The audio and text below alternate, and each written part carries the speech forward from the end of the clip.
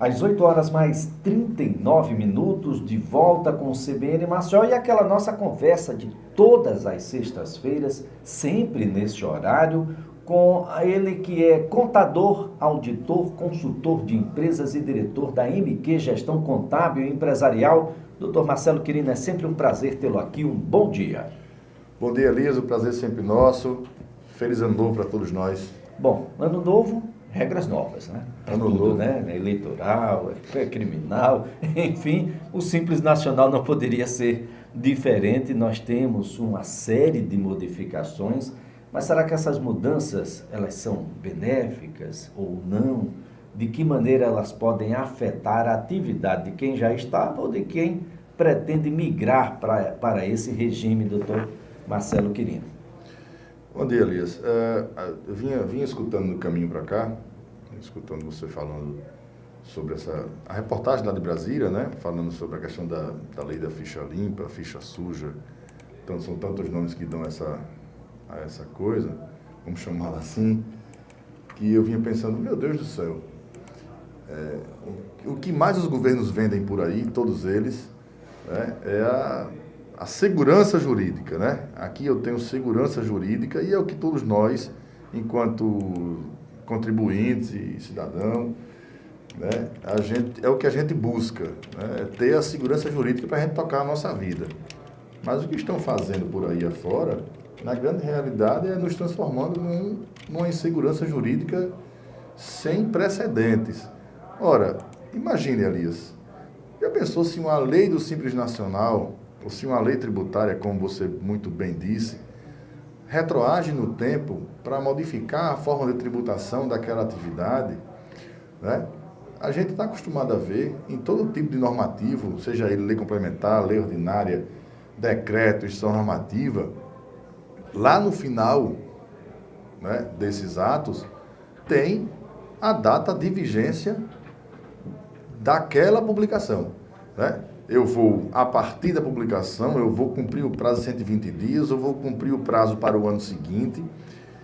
Eu não posso, em maneira nenhuma, eu posso nem pensar que qualquer ato vai retroagir para prejudicar alguém, para prejudicar uma atividade.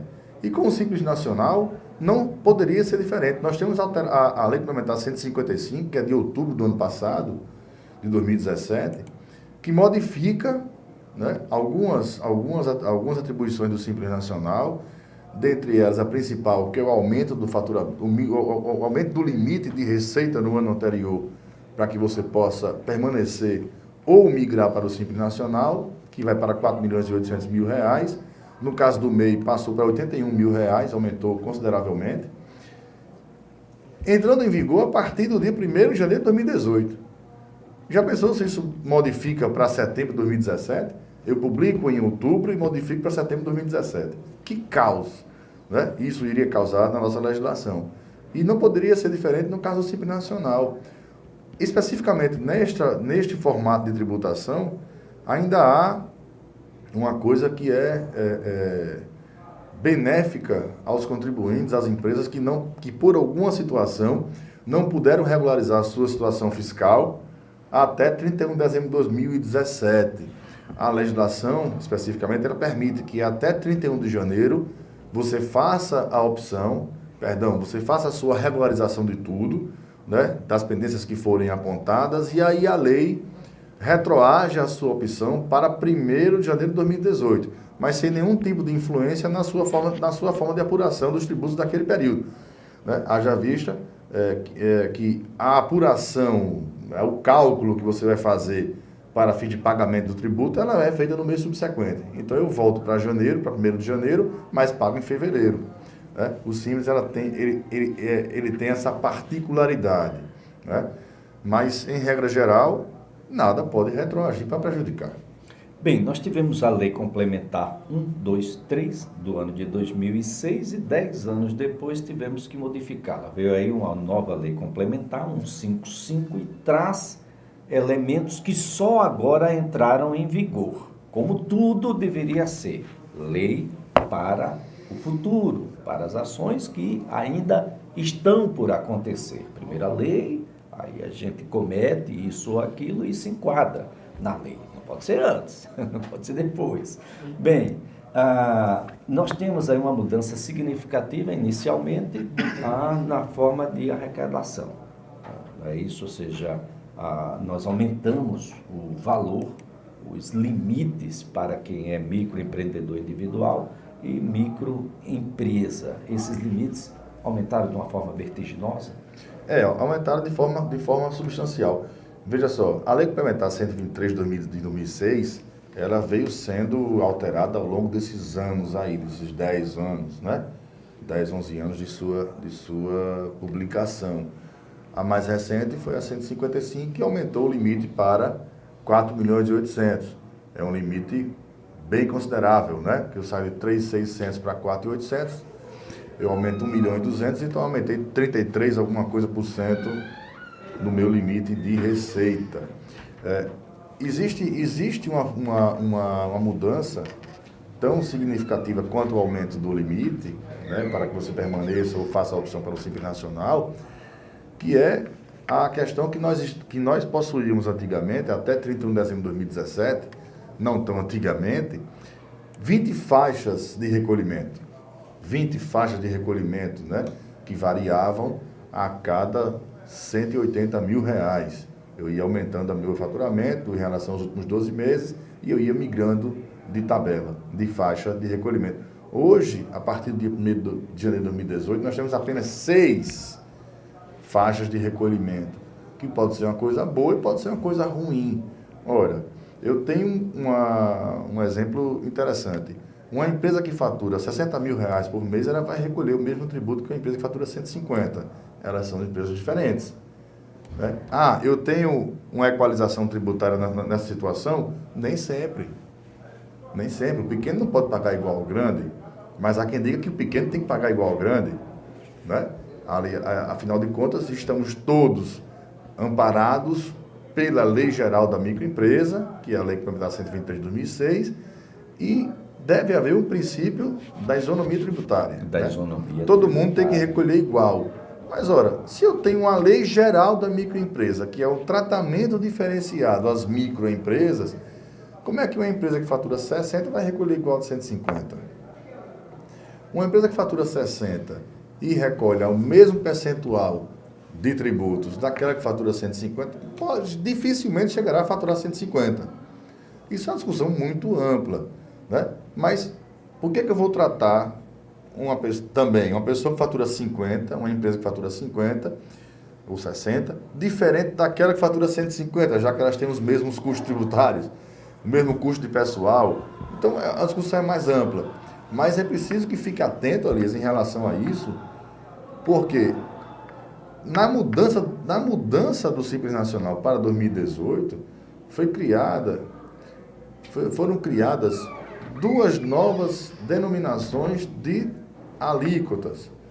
Uma é a alíquota nominal, que é aquela pura, seca, simples, que está na tabela, na legislação, e a outra chamada é alíquota efetiva. A efetiva é aquela que você realmente vai pagar, né? A alíquota efetiva, ela é apurada através do cálculo de uma equação, onde eu levo em consideração a minha receita bruta acumulada nos últimos 12 meses, multiplicado pela minha alíquota nominal, a da tabela, subtraio, agora foi criada, tal qual o imposto de renda da pessoa física, uma parcela a deduzir, pego tudo isso e divido novamente pela minha receita bruta total acumulada nos últimos 12 meses. Ali eu vou achar a minha alíquota efetiva. Isso quer dizer que a cada mês a minha alíquota vai mudar, para mais ou para menos, levando em consideração a minha receita bruta dos últimos 12 meses. É uma conta meio louca, né? Mas que você tem que fazer. Tem que fazer todos os meses. Os sistemas de contabilidade já fazem isso. Mas aquela empresa muito pequena, pequenininha mesmo, que às vezes, né, não tem no escritório de contabilidade, ferindo a legislação, para poder fazer a sua apuração dos tributos, pode ser que fique complicado com isso, né? É importante chamar atenção para isso, sabe, Elias? Que hoje em dia existem 2 tipos de alíquota, a nominal e a efetiva. voltando, a nominal, aquela que está na tabela, pura e seca, e a efetiva, que é aquela que você realmente vai recolher. Vai ter que recolher. Vai ter E que o recolher. cálculo, mesmo sendo um cálculo louco, precisa ser feito. Então, para além de novos limites, nós tivemos aí um achatamento da tabela. Exato. Saímos aí de muitas faixas para apenas 6. De 20 para 6. 6 faixas. De 20 para 6. Quer dizer que você vai permanecer mais tempo Numa única única faixa, né? Sendo beneficiado ou sendo sacrificado. Ou sendo Ou sacrificado. sendo sacrificado. Bom, nós temos novas atividades que agora podem aderir ao Simples Nacional, como é o caso aí, por exemplo, dos produtores de bebidas alcoólicas. Isso foi bom? É bom, né? É bom porque, veja só, especificamente nessa parte das bebidas alcoólicas, tem as cervejarias artesanais, que antes, né, elas eram proibidas de participar do Simples Nacional. Se eu sou uma cervejaria artesanal, eu não posso me comparar a uma, vou falar porque é pública, a uma Ambev. Ambev, né? Eu não posso me comparar. Eu não posso sofrer a mesma coisa que a Ambev sofre, né, em forma de tributação. Se eu sou uma cervejaria artesanal, né, em via de regra, eu sou pequeno. Se eu sou pequeno, por que eu não posso participar do Simples Nacional? Né? Se eu não tenho nenhum tipo de vedação. Existia a vedação por causa do álcool. Né? A coisa, digamos que a coisa era, do meu ponto de vista, a coisa era mais social, né? Para não incentivar o álcool. É estranho, né? Precisam definir, é lícito ou é ilícito? É lícito ou ilícito, exato. Precisa chegar a uma conclusão. Exato. Se é ilícito, então proíbe tudo. Se é lícito, então que libera seja lícito. tudo, né? E aí o que acontece? A parte da cervejaria artesanal talvez seja, nas atividades recém-incluídas, a que merece um pouco o maior destaque, né? Algumas atividades com a extinção do anexo 6, o anexo 6 era aquele anexo seguinte, algumas atividades pediram, né? Eu quero ir para o Simples Nacional, pelo amor de Deus, me coloque no Simples Nacional, me dê tratamento diferenciado, e o governo não queria dar, e para não dizer que não dei, Elias, eu dei o Simples Nacional e botei você numa grande fria, né? Porque eu dizia assim, você pode ir para o Simples Nacional, mas você não tem um benefício maior do Simples Nacional, que é o desconto na folha de pagamento. Então, para que eu vou para o Simples Nacional? Né? E esse é um elemento fundamental, a relação entre receita e folha de A pagamento. relação entre receita e folha de pagamento. Você tem que fazer uma conta básica, né? Se a minha receita bruta, né, eu levando em consideração que a minha folha de pagamento, o meu custo com o INSS é no máximo de 28,8%, eu tenho que fazer essa relação entre a minha receita bruta e esse percentual para ver em confrontação com a minha folha de pagamento se ela é maior ou menor.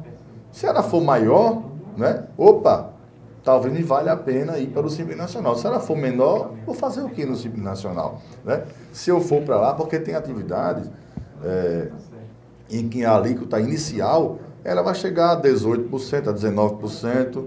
Então, se esse diferencial não for positivo em relação ao meu custo com a folha de pagamento, não me vale a pena ir para o Simples Nacional, mesmo que eu tenha um tratamento tributário diferenciado, que as minhas obrigações acessórias sejam reduzidas, né? Não me vale a pena ir para o Simples Nacional. Então, o seu contador tem que estar muito atento a isso. Né, Marcelo, que as pessoas precisam compreender. A alíquota começa em 4%, mas ela pode chegar a 33%.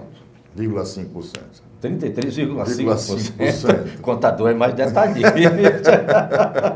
esse meio faz diferença. Faz a diferença porque é exatamente quando a receita está no auge. No limitão. Tá no limite. Você está quase lá com 4.800.000. Né? Então, tem atividade que não vale a pena você ir.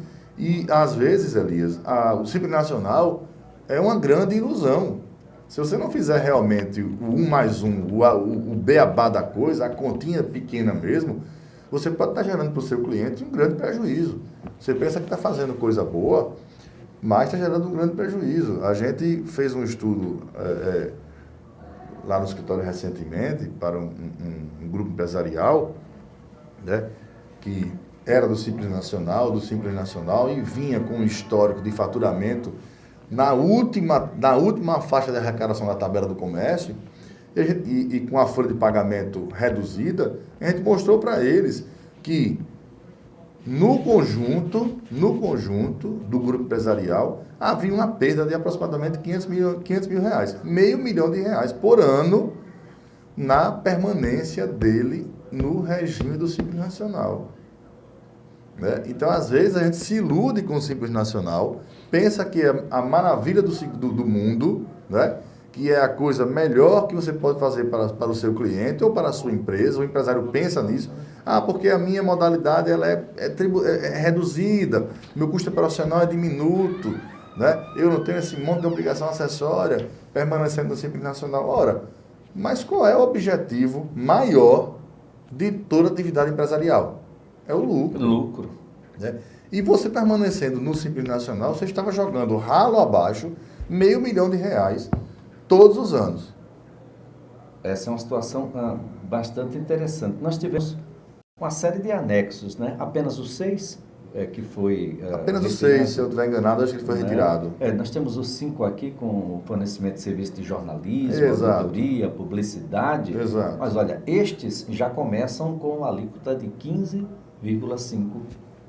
Pois é. É preciso fazer essa conta. É preciso fazer a conta, porque se eu estiver no lucro presumido, eu estou com 15, quanto ali? 15,5%. 15,5%. Para uma atividade que faturar até 180 mil. Pois é. Se eu estiver no lucro presumido, eu vou pagar 16,33%. É muito pequena a diferença. De 15,7% para 16,33%. É muito pequena a diferença. Né? Mas eu vou ter o benefício da folha de pagamento. Joia. Se for por isso, tá maravilha. Mas quem está lá na ponta mesmo, já perto aí acima dos 3.600.000, vai pagar 30%. E aí eu não sei. Pois é. Se vai ser legal. Né? Pois é. Isso ali está nominal, tá certo? Essa é a nominal. Essa é a nominal. É a que está no... Falta a gente fazer aquele cálculo maluco. Fazer aquele cálculo bonitinho lá para me achar efetiva. Então, assim, o Simples Nacional, ele sempre foi conta na ponta do lápis. Você tem que fazer todos os anos, né? Quando você faz o estudo de viabilidade tributária da sua empresa para o ano seguinte e no ano em curso, você faz permanentemente revisões do seu caso tributário, você tem que levar em consideração se vale a pena ou não permanecer no Simples Nacional. Porque, Elias, em via de regra, a empresa que tem um faturamento muito alto, com a mão de obra muito pequena, não vale a pena ficar no Simples Nacional. Não vale a pena. Não vale a pena. Olha, essas novas regras, ela traz também a possibilidade de parcelamento de dívidas vencidas, a questão do investidor anjo, que antes era uma figura apartada, isso tudo é importante. Agora, o investidor anjo, ele agora aparece de forma oficial, clara, oficial. Né? Oficial. Digamos que eu deixei de ser aquele investidor oculto, né, e passo a ser realmente um investidor,